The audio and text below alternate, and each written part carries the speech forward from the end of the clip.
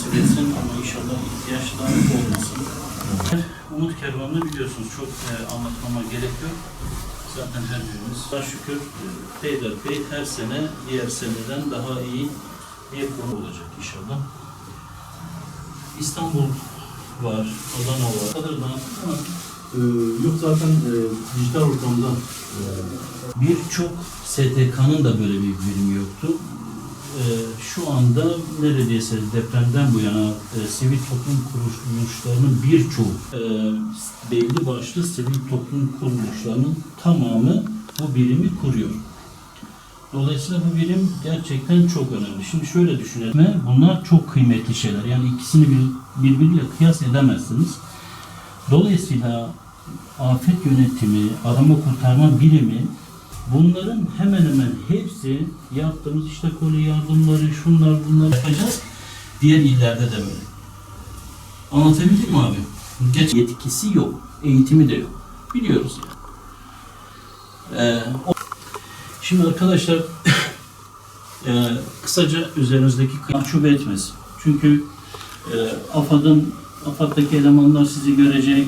Belki eyle geleniniz vardı, gelmeyenleriniz de vardı. Abilere söyledik, dedik ki böyle böyle kaliteli bir çalışma yapalım. Sağ olsunlar, onay verildi. Daha sonra da biz bunun çalışmasını yapılmasına çok dikkat ettik. Yani hangisini kullanıyorsan biz onu kullandık. Ama bazı şeyler 9 depreminde söylendi. Gerçekten de enkaz altında kaldı. Günlerce devlet şeye gidemedi. Deprem bölgesine ulaşamadı bakanlar. Bildiğiniz gibi Umut Kervanı Afet Yönetimi Başkanlığı olarak Türkiye geneli birimlerimizi ziyaret ediyoruz. Sertifika alan birimlerimize sertifikalarını veriyoruz. Bu nedenle bugün Batman'dayız. Batman'da kardeşlerimizle bir araya geldik. Çok dinamik ve güçlü bir ekibimiz var elhamdülillah Batman'da. Yaklaşık şu anda 40 kişilik bir ekip oluşturulmuş. Bu sayı inşallah önümüzdeki süreçlerde biraz daha yükselebilir. Birinci sertifikayı zaten kendileri almışlardı. Şu anda birinci sertifikalarını kardeşlerimize verdik. İnşallah onlar eğitimlerine devam edecekler. Yakın bir zamanda da inşallah Batman'ımız akreditasyonunu alacak ve AFAD'la beraber inşallah göreve hazır hale gelecek.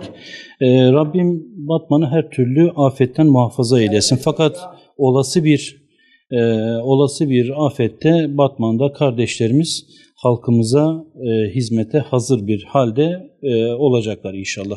Bildiğiniz gibi Türkiye ciddi bir deprem kuşağı üzerinde ve bu maalesef ülkede maddi manevi birçok sıkıntılar oluşturuyor. En son 6 Şubat depreminde bildiğiniz gibi 14 milyon insan bundan doğrudan etkilendi. 200 milyar dolar civarında bir maddi hasar var ve maalesef 50 binin üzerinde canımızı kaybettik. Dolayısıyla Türkiye'deki STK'lar olarak bizler de AFAD bünyesinde olası afetlere karşı hazırlıklarımızı sürdürüyoruz. İnşallah elimizden geldiğince bütün bölgelerde bu anlamda birimlerimizi kuruyoruz. Yaklaşık 15 birim şu anda hedefimiz 15 birimi oluşturmak. Kısa bir süre içerisinde daha sonra da birimlerimizin sayısını peyderpey arttırmayı hedefliyoruz inşallah.